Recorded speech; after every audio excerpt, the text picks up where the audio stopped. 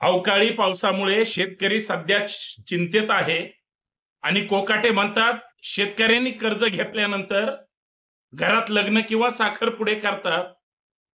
असा असंवेदनशील जर राज्याचा कृषी मंत्री असेल तर माननीय मुख्यमंत्री महोदय अशा कृषी मंत्र्याची मंत्रिमंडळातून हकालपट्टी करा.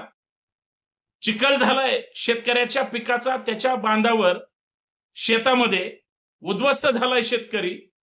तो मनातून रडतोय, चेहरा त्याचा तणावग्रस्त झालाय आणि शेतकऱ्यांची चेष्टा राज्याचा जर कृषी मंत्री करत असेल तर असा कृषी मंत्री महाराष्ट्राला नकोय जो शेतकऱ्यांची वारंवार जखम कुरतडण्याचं काम करेल.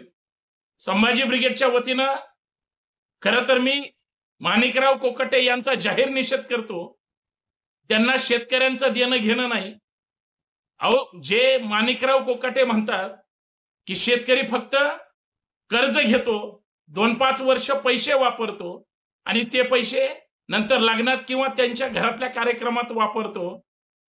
जो राज्याचा कृषी मंत्री गोरगरिबांची घरं ढापतो, गोरगरिबांची घरं लाटून 30-30 वर्ष त्या घरावर ताबा मारून बसतो, त्या कृषी मंत्र्याला शेतकऱ्यांची काळजी नाही. म्हणून अशा कृषी मंत्र्यांची मंत्रिमंडळातून हकालपट्टी केली पाहिजे अशी संभाजी ब्रिगेडची मागणी आहे.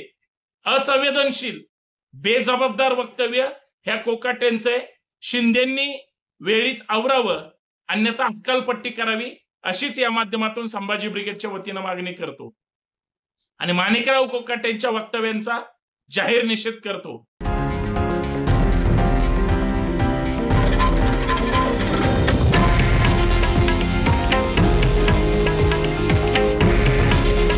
हे आहे देशातील नंबर 1 न्यूज नेटवर्क आणि आपण पाहत आहात TV9 मराठी.